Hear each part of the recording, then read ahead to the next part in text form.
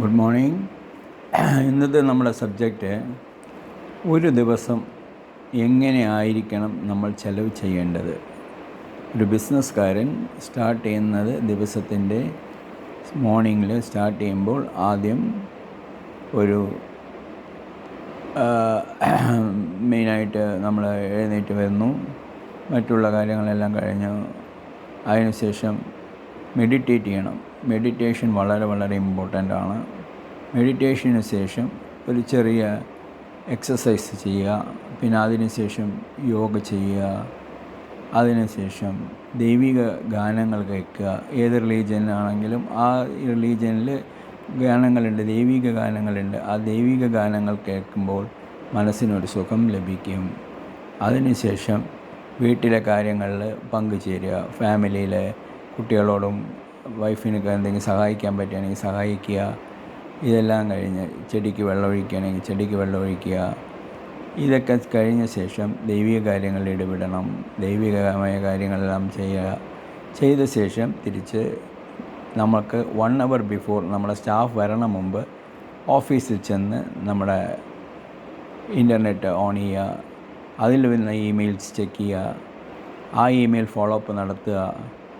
പിന്നെ അതിനുശേഷം ഇരുന്ന് 2 day what I should do എന്ന ലിസ്റ്റ് പ്രിപ്പയർ ചെയ്യുക. ആ ലിസ്റ്റ് പ്രിപ്പയർ ചെയ്യുമ്പോൾ പ്രിയോറിറ്റി ബേസ്ഡ് പ്രിപ്പയർ ചെയ്യുക.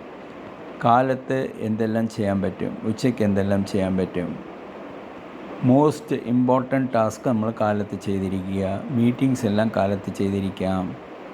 അതിനുശേഷം നമ്മൾ ഇരുന്ന 2 day ലിസ്റ്റ് പ്രിപ്പയർ ചെയ്യുമ്പോൾ പ്രിയോറിറ്റി ബേസ് നോക്കുമ്പോൾ ആദ്യം നമുക്ക് തോന്നും ഇതാണ് പ്രിയോറിറ്റി എന്ന്, പിന്നീട് തോന്നും അത് കട്ട് ചെയ്ത് വേറെ പ്രിയോറിറ്റി. അങ്ങനെ മേ ബി ഒരു 3 പ്രാവശ്യമെങ്കിലും നമ്മുടെ ടുഡേ ലിസ്റ്റ് എഴുതിയിട്ട് will come to a conclusion, ഇതാണ് ഇന്നത്തെ നമ്മൾ ചെയ്യാൻ പോകുന്നത്. സോ അതിനുശേഷം നിങ്ങളുടെ ഇമെയിൽസ് എന്തെങ്കിലും സെൻഡ് ചെയ്യണമെങ്കിൽ ഇമെയിൽ സെൻഡ് ചെയ്യുക.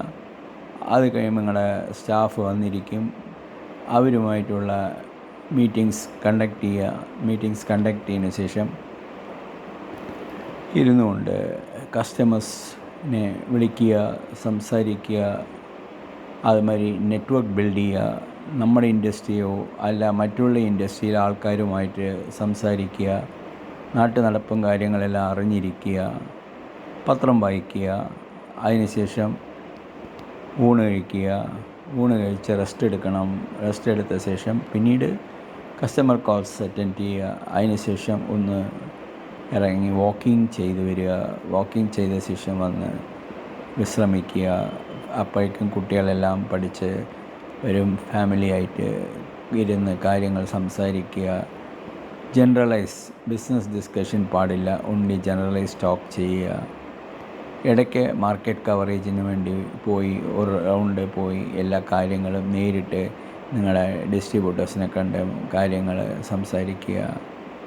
ഇതാണ് നമ്മൾ ഒരു ബിസിനസ് പീപ്പിൾ ചെയ്യേണ്ട ഒരു മെയിൻ റീസൺ. ഇതിന് പകരം നമുക്ക് ഫാമിലി വിട്ടിട്ട് ഉള്ള ബിസിനസ്സേ അല്ല. നിങ്ങൾ സമ്പാദിക്കുന്നത് ഫാമിലിക്ക് വേണ്ടിയാണ്. അവരെ ഹാപ്പി ആക്കിയാൽ തീർച്ചയായും നിങ്ങൾ ഹാപ്പി ആയിരിക്കും. അതിനെ ഹാപ്പി ആക്കണമെങ്കിൽ മനുഷ്യൻ പറയുന്ന ഒരു കാര്യമാണ് മാൻ പ്രപ്പോസ് ഗോഡ് ഡിസ്പോസ്. അത് സത്യമാണ്. മാൻ പ്രപ്പോസ് ചെയ്യും, ഗോഡ് ഡിസ്പോസ് ചെയ്യും.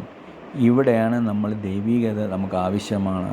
തീർച്ചയായിട്ടും നമ്മളെല്ലാവരും ഏത് റിലീജിയനായാലും നമ്മൾക്ക് ബിലീവുണ്ട്, ഒരു ബിലീഫ് നമ്മൾക്കുണ്ട്. ആ ബിലീഫ് ആണ് ദൈവം. ആ ദൈവത്തിനോട് നമ്മൾ കടപ്പെടണം. നമുക്ക് ദൈവിക കാര്യങ്ങളിൽ ഇടപെടണം. അങ്ങനെ നമ്മുടെ മനസ്സിനെ ശാന്തമായി വയ്ക്കാൻ ശ്രമിക്കുക.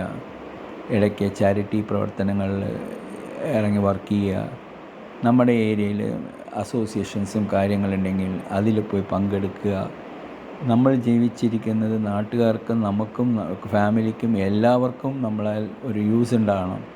അതുകൊണ്ട് ഏതിലും കാര്യങ്ങളും വിട്ടു നിൽക്കാതെ കൂടെ ചെന്ന് പ്രവർത്തിച്ച് ജനങ്ങളുമായിട്ട് നല്ല സമ്പർക്കം പുലർത്തുന്നതും ലോക്കലൈസ്ഡ് ഓപ്പറേഷൻസ്, മരങ്ങൾ വയ്ക്കുന്ന കാര്യങ്ങളിൽ സഹായിക്കുക. കൂടെ പോയിട്ട് മരങ്ങൾ വയ്ക്കാൻ ശ്രമിക്കുക. ആളുകൾക്ക് അതിനെ എഡ്യൂക്കേറ്റ് ചെയ്യുക. മരം വയ്ക്കാനുള്ളതും കാര്യങ്ങൾ എഡ്യൂക്കേറ്റ് ചെയ്യുക. അങ്ങനെ ഈ ക്ലൈമറ്റിക് കണ്ടീഷന് നമ്മൾ കണ്ടുകൊണ്ടിരിക്കുന്ന പ്രോബ്ലംസ് എല്ലാം മനസ്സിലാക്കിക്കൊണ്ട് ഇനിയെങ്കിലും നമുക്ക് പിന്നെ ഭൂമിയെ സ്നേഹിച്ച് തുടങ്ങണം.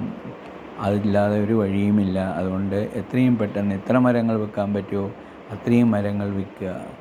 ഇന്ന് വയ്ക്കുന്ന മരങ്ങൾ, നമ്മൾ ജീവിച്ചിരിക്കുമ്പോൾ വയ്ക്കുന്ന മരങ്ങൾ, അത് നമ്മൾ ഇരിക്കുമ്പോൾ തന്നെ ഉപയോഗമാകണമെന്നില്ല. അത് വേറെ ഒരു ജനറേഷൻ അത് യൂസാവും. അങ്ങനെയാണല്ലോ നമ്മുടെ പിൽക്കാലത്ത് ആൾക്കാർ ചെയ്തിട്ട് പോയിരിക്കുന്നത്. അവരും നമുക്കിന്ന് നമുക്ക് അനുഭവിക്കുന്നില്ല അവർ ചെയ്തതിൻ്റെ. സോ നമുക്ക് അനുഭവിക്കുന്നത് എന്നുള്ള ചിന്തിക്കാതെ നമ്മളുടെ പ്രവൃത്തി മാത്രം നമ്മൾ ചെയ്തിരിക്കുക. അതിൻ്റെ അനുഭവം ആർക്കെന്നുള്ളത് നമ്മൾ ചിന്തിക്കാൻ പാടില്ല. ആ രീതിയിലാണ് ഒരു ബിസിനസ്സുകാരൻ ജീവിതം നയിക്കേണ്ടതെന്ന് എൻ്റെ ഒരു എളിയ അഭിപ്രായമാണ്. തെറ്റിദ്ധരിക്കാൻ പാടില്ല. ഞാൻ നിങ്ങളോട് ഇൻസ്ട്രക്ഷൻ അല്ല ചെയ്യുന്നത്. ഞാൻ എൻ്റേതായ ഒരു ഇൻഫർമേഷൻ ഷെയർ ചെയ്യാണ്. ഞാനൊരു ആരെയും പഠിപ്പിക്കാനോ അല്ലെങ്കിൽ ഞാനിവിടെ ഒരു ട്രെയിനറായിട്ടോ അല്ല പറയുന്നത്. എൻ്റെ അനുഭവങ്ങൾ ഞാൻ ഷെയർ ചെയ്യുന്നു. ദൈവാനുഗ്രഹം ഇന്ന് എൻ്റെ നല്ല രീതിയിലിരിക്കാൻ എനിക്ക് കഴിയുന്നുണ്ട്. നല്ല ആരോഗ്യം തന്നിട്ടുണ്ട്. എല്ലാത്തിനും ഞാൻ പടച്ചവന് നന്ദി പറയുന്നുണ്ട്. അതേമാതിരി നിങ്ങൾക്കും അതേമാതിരി ഒരു നല്ല ജീവിതം വരട്ടെ എന്ന് മാത്രമേ ദൈവത്തിനോട് പ്രാർത്ഥിച്ചുകൊണ്ട് ഈ ദിവസം നല്ല ദിവസമായി വരട്ടെ എന്ന് പ്രാർത്ഥിക്കുന്നു.